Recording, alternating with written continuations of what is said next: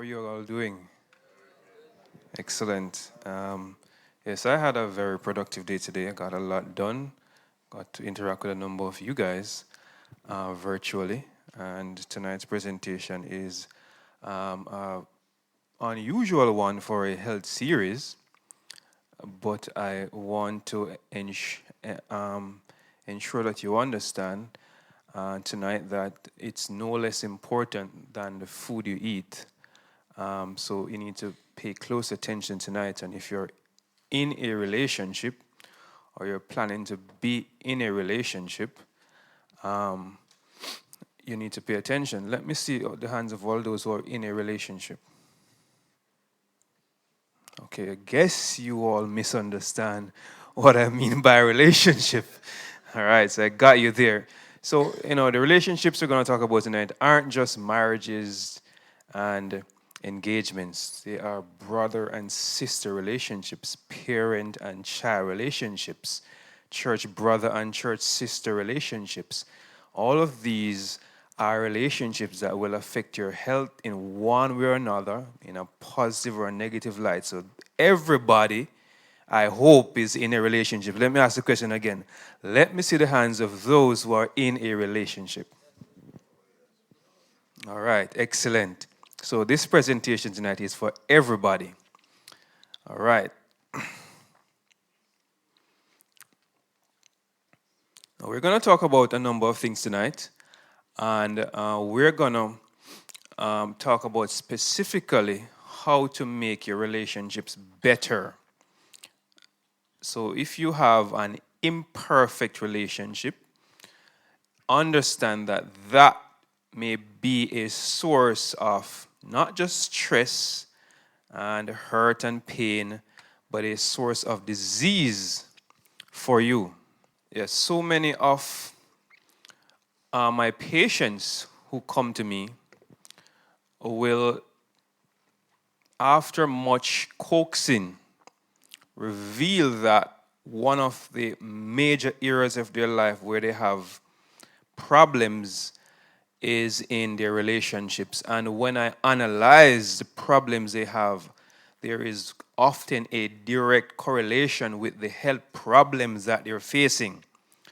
So, in trying to be comprehensive in this series, I thought it important not to just focus on food and exercise and supplements, but on everything that could affect your health. And tonight we're going to teach you how to fix your relationships. Tomorrow night, you can miss, but you want to focus tonight. Tomorrow night, we're talking about food and how to use food as medicines, which is what we've been talking about. So if you're going to miss any night, it's tomorrow night, right? But of course, tomorrow night is going to be very, very interesting, and I have some new data to show you, some new interesting things to show you about health. And here is a question for tonight. The size, meaning the weight of your friends, can influence your weight even if you don't know them. Well, yes or no? All right. So we're going to talk about that later on. It's now time for Health Pledge. And we're going to stand again and see if we can do a little better tonight. Let us all stand.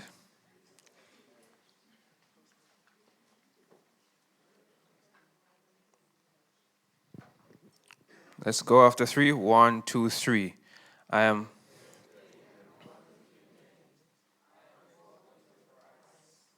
My body. Therefore, by caring for myself, I daily.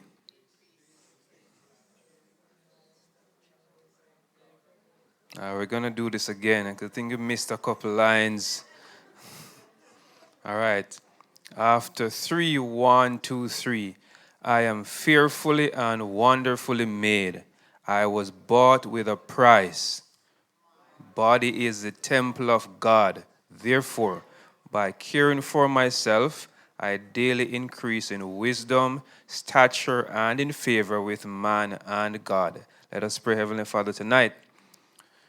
We are asking for your healing power tonight to heal the many divisions that exist in our churches, in our families, in our workplaces, in the various areas of our lives where we have relationships. Father God, tonight we pray for the spirit of love and forgiveness to come into and reside in the heart of every person here. In Jesus' name, amen. All right, let us get into our story tonight. Now, a study was done that shows that the friends you have can influence your weight. Your friend's weight can also influence your weight, even if you don't know that friend. So if your very good friend has a friend who is overweight, that friend increases your risk of being overweight, because habits are adapted and influence the persons who you associate with, and their habits influence you and your habits influence them. Equally, if you have a friend that's very fit, that increases your chance of being fit. Does that make sense? Yes, if you have a friend that's always exercising, at some point you might pick up that healthy habit. And that friend's friend, who may be a Premier League player, is going to influence your exercise relationship. And so, as far back as in the Bible, we see stories of how associations can influence the outcome of your life. And in this instance, the story here in 1 Kings is a story of Rehoboam. Rehoboam, as you may know, was the son of King Solomon, and he was to inherit the kingdom after Solomon had died. And Solomon died, and he became king. And when he became king, the people, we're told, came to him and said, your father really was a good king, but we suffered. We had to pay heavy taxes and do a lot of work to make sure that, the kingdom was, doing very well.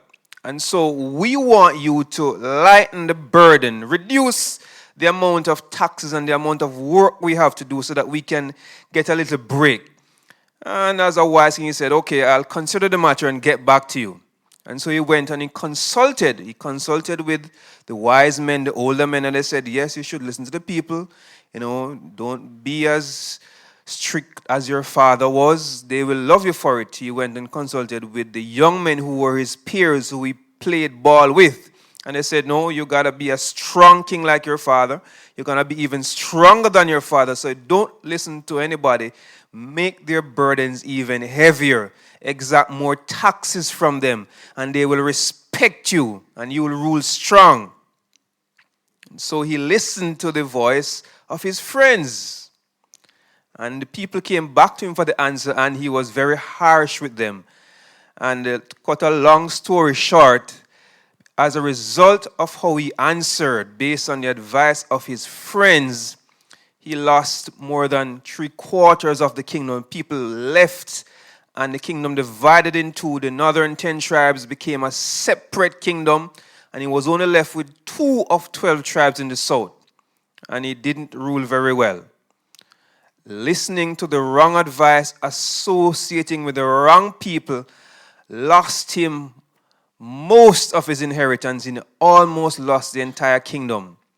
The relationships that we get into, to a large extent, will determine the outcome of our lives and can even determine your salvation.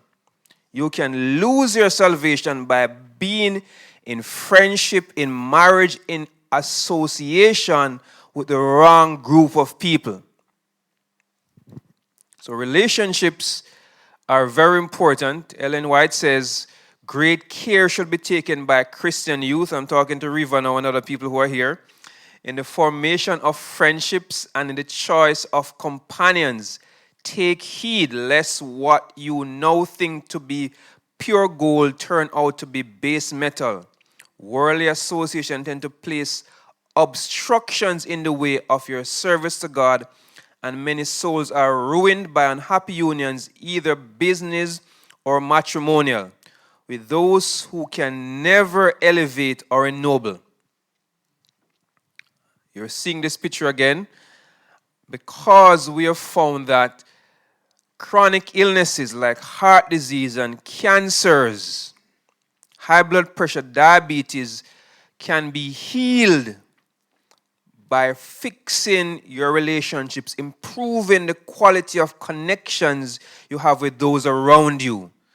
If you have supportive relationships, that could make sure that your body behaves in a healthy way.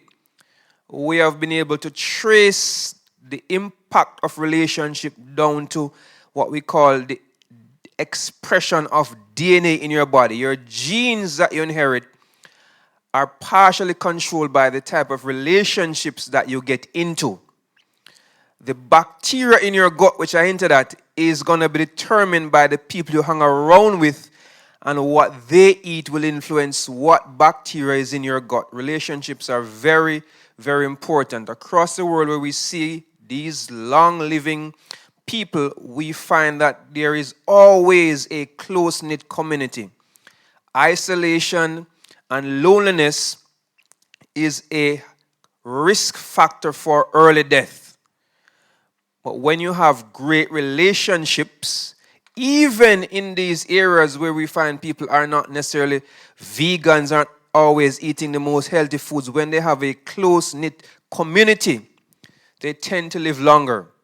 We have found that if you have a strict vegan who has no friends and eats alone and doesn't enjoy their food, the health it gives to their body is significantly diminished. And when you compare their longevity to somebody who goes to Burger King every weekend but goes with a bunch of friends, they live longer. So if you look at those logics, maybe the relationships may be even more important than the food. Who you eat with is just as or more important than what you eat. Hope these facts are getting into your system. Now, I met a lady. She was about 86, and when I met her, she was in prime health. And she was brought to me by her son, who said, she isn't sick, but she just lost her husband and want her to get a checkup to make sure that she doesn't have any major problems. Because, people who have been married for long years, once one dies, soon after the other one tends to follow, even if they weren't sick. You know that, right?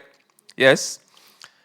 So this lady, who was 86, very intelligent, sat in my office and we had a conversation. So, and I like to talk to these old people because it's always my intention to get from them some pearl, some gem as to how did you live to this age. So she came in for a checkup. I was more interested in finding out what her secret was. So that was my intention. Because, based on just looking at her, she seemed to be quite fine.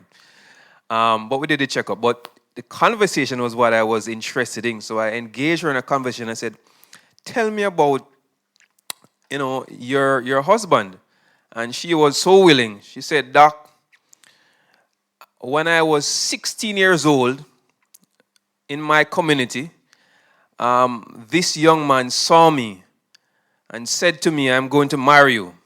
And he was in his 20s. And he said, a few weeks after, the young man came to her house and spoke to her father and asked for her hand in marriage. And when they were 18, they got married. That was in Jamaica. And he said, Doc, I could not have asked for a better husband. He said, since I was 18 and now I'm 86, we have been married. We've had 6 children. And we have had the perfect relationship. She said, Doc, he was a farmer. And for 6 months each year, he would leave Jamaica and go overseas to do what we call farm work. He'd go to the US to work on farms. And for the 6 months that he would be gone, I'd be at home taking care of the kids and taking care of everything. And when he comes back home, everything he works, he'd put into my hand to take care of everything. I took care of him and he took care of me. He said, Doc, if he goes to the farm and comes home and says, I don't remember what her name was now. He says, I need you, means that he wanted some intimacy. He says if she was cooking, she would take the pot off the fire, set it down, go and satisfy her husband and come back and finish cooking when she was done. She said nothing he wanted, he didn't get, and nothing she wanted, he didn't get. She said she lived to please her husband and he lived to please her. So they never thought about what was best for each. They thought about what was best for the other person. She said that the day he died was an interesting day. He said, I realized that he didn't get out of bed at the 6 a.m. that he usually get out because he was never sick. He was a few years older than her. He was into his 90s by this time now. He said he didn't get out of bed. So I went in the bedroom and said, are you feeling okay? Do you want some tea? He said, no, come and lie down beside me. And she laid beside him and they talked. Said for about half an hour. And she said, I'm going to go make some tea and come back. He said, no, just stay and talk to me a little bit. And she said, she talked to him another 15 minutes. Then she got up and went and made the tea and came back in there and they sat and she had the tea and they talked for a few minutes. And he was still in the bed, lying down. She said she came back in there and asked him if he wasn't coming out. And he said, soon come out, man. Just come lay down beside me a little more. And for the third time, she went and spent a few minutes with him. And she said she went and came back. When she came back, he was gone. He just left peacefully. And she said from the day they were married to that day, they never had an argument. She lived to please him, and he lived to please her. There was no selfishness. There was only selflessness. And that made me really emotional, hearing her story. There was a lot more detail. But relationships can be perfect if people are less selfish, if people are more willing to put the other person first. Think about what your partner wants. In the book of Romans, it is said that it's the goodness of God that leads us to repentance. I want to translate that to this scenario. It was God who loved us first. He thought about what we wanted, what was good for us, with the half chance that some of us might acknowledge his goodness and turn around and love him. And for most of us who are here, that's exactly how it happened. And we have this good relationship because somebody stepped out first to show love. Now, while she didn't read Dr. Chapman's book, The 5 Love Languages, she and her husband seemed to have understood exactly what love meant. So tonight we're going to spend a few minutes to go through what I think is the best text written ever about how to love somebody the way they want to be loved. Now, this book, The 5 Love Languages, have you heard of it? Yes, if you've had counseling in marriage, you must have read about this book. But so many of us hear about it, know about it, but never implement. And tonight we're going to review it because I think it's relevant to not just marriages, but to church brother and church sisters, to parents and their children. The application is universal. So to love somebody, it's not about what you want, it's about what they want. That's how a person feels loved. And this applies to everybody. So your role in a relationship is to find out what is it your partner wants. What is your partner's, what is your daughter's, what is your son's love language? So there are 5 love languages. The first one is called words of affirmation. There are some persons who like to hear positive words about themselves. They like to be complimented, and that to them may be more than money or gifts. And if you're married to such a person, you have such a child, that would be the best thing you would ever do for that person. For a person with this love language, it's important when you say, I love you, I care about you. Um, do you feel good and appreciated when receiving genuine compliments? Is that you? Do you feel like something is missing in a relationship if positive words are not expressed? There are some people like me who my wife said I love you on our day of marriage and she doesn't need to tell me again. I don't need to hear it. I know. So if she doesn't tell me I love you, it's not a problem to me. For her, it's a different thing. She wants to hear it every day. It's like yesterday's I love you doesn't come over into today. So, and if you don't do that based on who your partner is, I may feel fine not hearing it, but she feels as if I don't love her anymore. So you have to identify, is that your partner's love language? Do you put on a nice dress and is just waiting for your partner to say something and nothing comes and you feel as if, you're not appreciated? So you need to identify, and you need to, if your love language is not known by your partner, you need to tell them. Parents, observe your children and find out what their love language is. And there are lots of things here that you could go through to identify if this is you. But you could go through them as I'll post in the group. So this one we just did. For words of affirmation, there are some keywords that you're going to be using if that's your partner's love language. You're going to be speaking to them positive words, encouraging words, complimenting them continuously. And that definitely takes the place of anything else that you could do.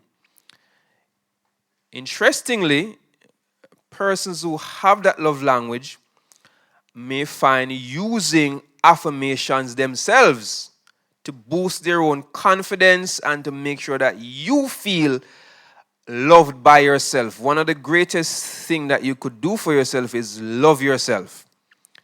Appreciate yourself. Appreciate the things about you that are unique. And when you speak positive words over your life, constantly, they actually change your mind and your attitude and your habits. Words are powerful. And if we repeat positive words over our lives continuously, anybody this applies to, it will make sure that you are a better and stronger person. The Psalm has some positive words. It says, God says to us, for you were formed, for you formed my inwards parts, you knitted me together in my mother's womb. I praise you because I am fearfully and wonderfully made. Wonderful are your works, my soul knows it very well. These are positive words that we can repeat over ourselves to appreciate how wonderful and beautiful you are. You are unique, and regardless of the problems that you may experience, you are indeed a miracle. Song of Solomon was well known for positive words being shared between partners. And the relationship between him and the person in the book was a beautiful one, and I think primarily because of the words that were shared. Solomon was not shy in being very descriptive and open in how he felt about what he saw. And this is sometimes lacking. I know it's not lacking here, I see many wonderful relationships blossoming here I've been observing. The other love language that is worthy of note is what we call acts of service. And this one is me, right? I don't mind if my birthday comes and you don't say happy birthday to me. But I really take note of a wonderful dinner that you could cook for me. I take note of you doing something, ironing my shirt or doing things that show that you took time out to show appreciation for me. That's my love language. And that's the love language of many men. Women many times have words of affirmation. So men, take note. Your wife wants to hear many times how you feel. You going out and working and taking her money is not necessarily seen as an act of love, even though you think that's the way you show love. That's not necessarily how she appreciates love. So acts of service is a common love language among many people, but it's mine. It's important to you that someone helps you with tasks that without you asking. Important. Do you appreciate when people take initiative to make your life easier, such as with household chores? And so some women really do appreciate this when they don't have to tell the men to take the trash out or to wash the dishes. So if that's your partner's love language, then you need to do that. But if her love language is words of affirmation, don't waste a lot of money buying expensive gifts. That will not make her feel loved. You need to give your partner, him or her, or your child what they want. There are some ideas here that I have put in the presentation, so you could go through this if you're struggling to find what can I do for my partner as an act of service to show them that I appreciate and love them. And you see, these simple things are the reason why many relationships fall apart, because these simple things are not well understood and aren't implemented. So offer to help them out with work or a social project, hand deliver their favorite food when they are craving, offer to walk their pet, make them a cup of coffee in the morning. I have a few good friends, and those few good friends are people who understand me and I understand them. So they understand that, at random they turn up to my office with a bottle of coconut water. That to me is the highlight of my day. Some friends love when I call and encourage and pray with them. That's the highlight of their day. So when you have people who you do for them things they appreciate, even I have friends who I see maybe once every 5 years, but they are bosom friends because of the relationship we share, because of what we mean to each other and what we have done for each other over the years. There are some persons whose love language is receiving of gifts. And that is my wife's second love language.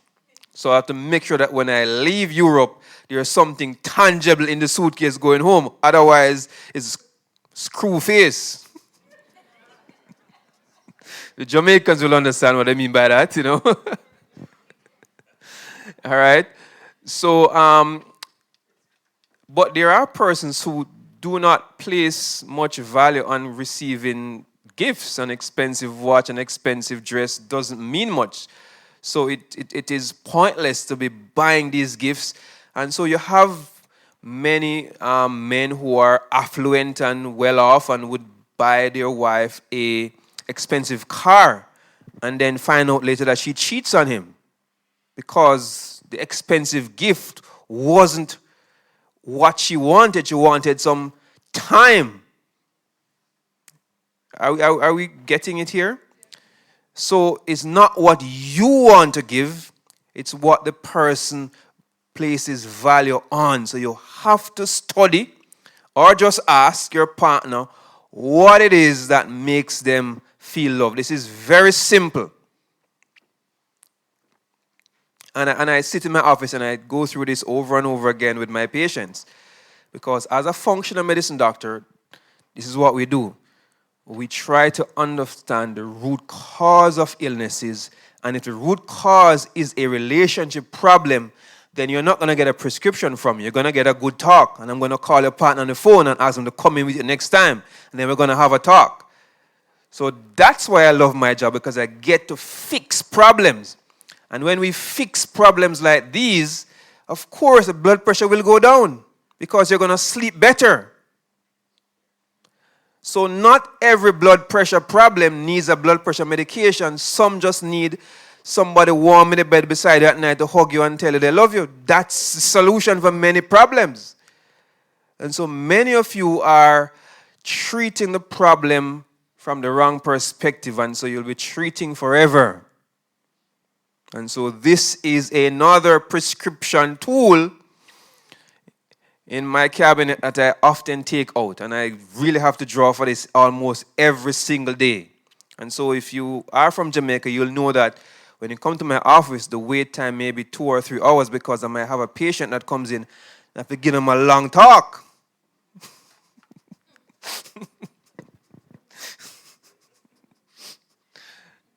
All right. So if your love language is giving gifts, then you might find that you appreciate when someone surprises you with a thoughtful gift, even if it's not expensive. You feel more love when receiving a personalized gift versus a generic one.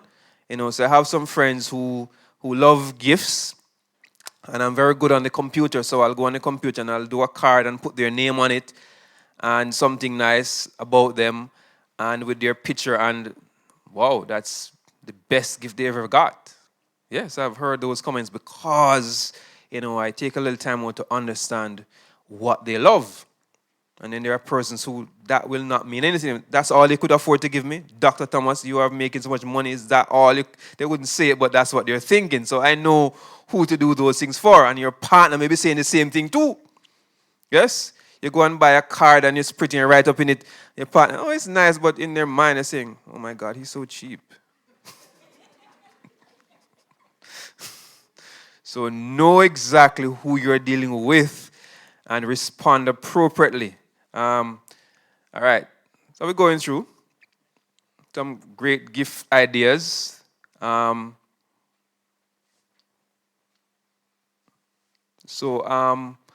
coming here, a friend of mine gave me a coat because they knew I was coming here. And so that was very practical. I like practical things. I don't like pretty things that are not useful. So that is very memorable. And when I got here, I got another one, from a very special person here. And so, she's not getting it back. I don't know if she did want it back, but she's not getting it back. And I'm going to appreciate it for the rest of my life. All right. Is your love language quality time?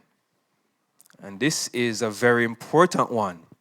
And nothing can replace this. If that's your love language, there's nothing that's going to replace it. And this often applies to children too. So some children just want some time with daddy more than they'd want that new car or that new ball. And if you don't understand that, and that child keeps getting the expensive gifts and never gets time with daddy, that child grows up feeling unloved, with inability to express emotions. They have difficulty in relations because they did not feel loved. Some children want to be hugged and kissed. Some want time, some want gifts. So you need to find out exactly what your child wants, parents, and give them that. Otherwise, they'll grow up to resent you, even though you thought you were doing the best for them. It's very important. I have so many adults in my practice who I talk to, and their problems stem from when they were children. They grew up in a home where they were never hugged and kissed because their parents weren't those type of parents, but that's what they wanted. And many of those persons end up now being in many relationships because they're searching for somebody to give them what they never got as a child. So how you treat your children will impact their future life, and many, chronic illnesses stem from this. Quality time promotes genuine understanding, ability to talk, establish trust and reliability, turns everyday moments into treasures, and the quality time is not quantity time. Let me make that clear. So it's not the amount of hours you spend, it's the quality of the time. So you could spend, so men, listen, women who want quality time don't want all your day. They know you have to work. They know you have to go out and, save the world. But for that 20 minutes that you have, put down the phone, turn off the television, put away the newspaper, and listen to her and respond sensibly. Give her undivided attention. Let her feel in that 20 minutes she's the most important person in the world. That's what I mean by quality time. Females, you agree? Of course. So you don't need to spend 2 hours sitting with her talking. That's not necessary most of the time. And men, let me tell you a secret. If you do that, later on it's very, very good for you. You know what I'm talking about? Right, females? I don't hear the females answering.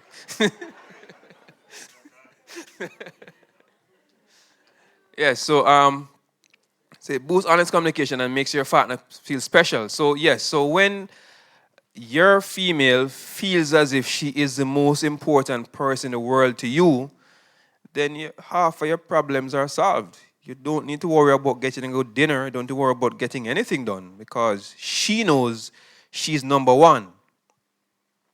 Yeah? And the quality time may be that you're having a busy day and you call and you spend 2 minutes on the phone and say, I'm very busy, but I just thought about you and wanted to make sure that, you're okay. It took a minute or 2 minutes to make a call to make sure she knows women want to know that you're thinking about them. You're not thinking about them 24/7, but at least at some point, she must cross your mind. And when she does, call her, even for a few minutes. That means a lot. That makes a difference between a sad relationship with no connection and one in which partners feel appreciated and loved. These are very simple things that we can do this year. Very, very important. Quality time with your kids. Again, same thing. It's not just okay to be at home, they're on their tablet, you're on your phone, and you're there and say, I'm spending time. No, that's not spending any time. In the moment that you spend with your kids, make them be the center of your attention. We are talking about health, right? We are still on topic. We're not talking about anything else. We're talking about health. So give quality time to your partner. Set limits on technology. We've been saying that. Plan something new and different. Listen. Make eye contact. Focus on quality, not quantity, and develop a routine. So women especially needs to know that, okay, every Thursday night, our night, we're going to go to this place down the road. It's going to cost us £5. It doesn't have to cost you 150. And we're going to have a nice treat. And we're going to talk for 20-25 minutes. And that will break up the monotony and get rid of the anger and resentment that may be building in a relationship. And the final one is physical touch.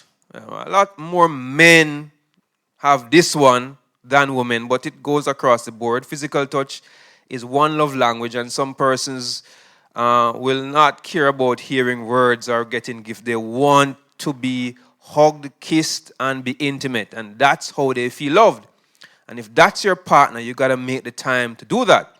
So do you feel more love when receiving physical affection from your loved one, whether it be a massage, a head rub, or they come and lie on the couch on top of your leg? Those things make strong connections. They help to form strong bonds. Do you instinctively crave physical closeness like hugs and cuddling and hand holding? Some people I find don't want to hold hands. Some people love holding hands. So figure out what kind of partner you have, and make sure that you fall in line with doing what they love to do. And you'll have all of this to go through. Martin Luther said, let the wife make the husband glad to come home, and let him make her feel sorry to see him leave. So there's a role for both persons. So in my country, I don't know if it happens here. Here have lots of pubs about the place. But Jamaica is known for having the most churches per square mile and the most bars per square mile. I think up here you guys are really baby running close competition with us, right?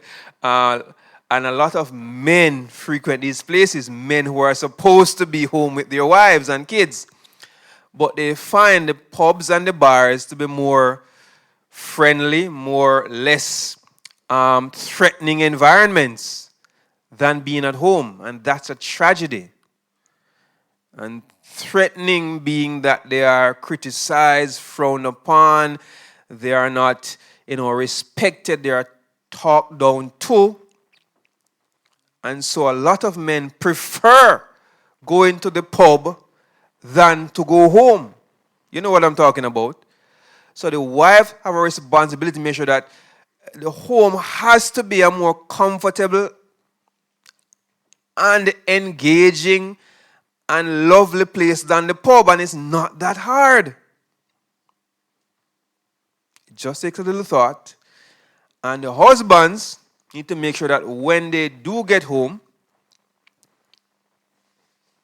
the wives are given the attention and the time they need, so that when it's time for you to go, they are jumping all over you and holding on to you and don't want you to leave. So both partners has to try to employ these simple techniques that I'm teaching tonight. And that will solve many of the health problems that you face. Now, it is well known in Chinese medicine, and this has been studied and well known worldwide. In Chinese medicine, the breast is said to be the organ of emotion. So a woman bears her emotions through her breast. It's the organ through which she makes connection with her unborn child, or with her young child, And when a woman is stressed, disease of the breast, according to Chinese medicine, manifests through the breast. And it is well thought in Chinese medicine that breast cancer is a manifestation of long-standing relationship problems, hurts, and more importantly, when a woman is unforgiving. So I've done this poll anecdotally over and over again and interviewed my patients who have had breast cancer, and I can tell you, majority of them can relate to some deep-seated emotional hurts, relationships that they're in that led up to major long-term mental illnesses, depression and anxiety, and eventually breast cancer was a manifestation. So relationship problems can cause disease, and fixing them can help to fix disease. There are some basic things that are going to be universally helpful. Holding hands for everybody is very, very important, because it helps with the release of what we talked about last night, oxytocin. So holding hands has been clinically shown to improve blood pressure, reduce pain, boost self-esteem, connection, improve memory. So if you're lonely and isolated, you're going to be developing dementia faster. If you have human connection and you simply touch somebody regularly, have you ever been stressed and down and somebody rests their hand on you, you instantly almost start feeling better? We do it instinctively without understanding that we are transferring energy and we are changing the blood chemistry of persons by the act of touch. Yes? Touch is very important. It is therapeutic. It makes you more brilliant if you hold hands. It relaxes the muscles in your body, improves blood flow to your brain. It reduces stress hormones like cortisol, which can rob your brain of important nutrients. Yes, cortisol, tears everything apart to produce glucose. And holding hands can reduce that and increase endorphins. Hugs Again, very therapeutic. So even if your long language is not physical touch, a 20-second hug, yes, and your hugs need to be 20 seconds or more to get the oxytocin at the level where it's clinically relevant. It does a lot for your body to strengthen your immune system, make us more patient. And they have experimented, I told last night, with an oxytocin spray for men under their tongues, and they have shown that it helps them to be more empathetic, more patient, more calm, and more loving. I'm not sure that will become a widespread medicine, but there is, in fact, usefulness of releasing oxytocin in your body using just the activity of hugging. And of course, this is going to be important for your kids. So are your kids, more on the aggressive side? Showing them love and affection through touching, holding hands, and hugging may be more important than the nerve calming medication that your psychologist or pediatrician may prescribe. Sometimes what these kids need is a loving, nurturing environment with somebody who understands. The old age habit of telling stories and so on will be very helpful here. And of course, sex has its benefits, one of which is to reduce the risk of prostate cancer. So the more sex men have, up to a certain limit, it will reduce your risk of prostate cancer. So women, you have a great role to play to reduce the chance of your man dying prematurely, and even not dying, spending out all the money he's worked and saved for you at the urologist. You have a solution that you can apply regularly. Helps with all of these things.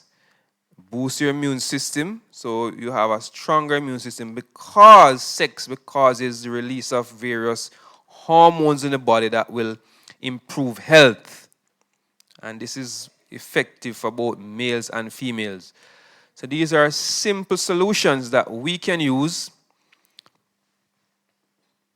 to improve our health.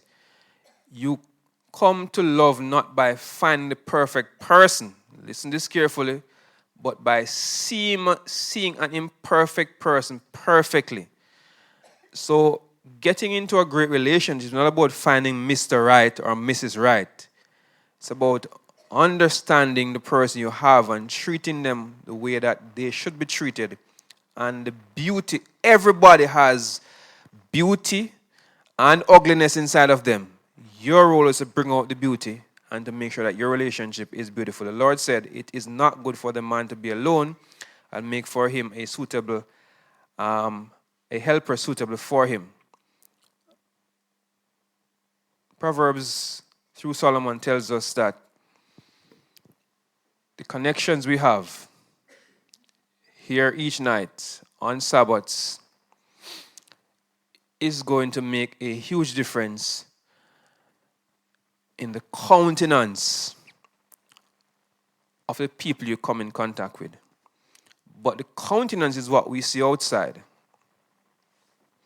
But what informs the countenance is what's going on inside.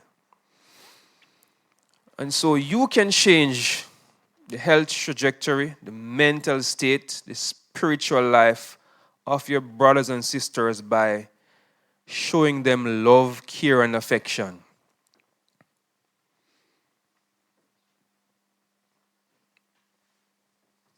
Relationships are not an isolated part of your life. It is said that everything affects everything else, and relationships certainly affect every area of your life. My parting words are: your relationships will affect your income, will affect your blood pressure, will affect your sleep. It will affect your spiritual life. It will affect how long you live and the quality of your life. And if you are in relationships, which all of you are, make sure that every relationship becomes a quality relationship by treating the person in that relationship as if they are the most important person to you, because in fact, to every person, they are the most important person, and that's how everybody should be treated. Good night, everybody. That's the end of the presentation.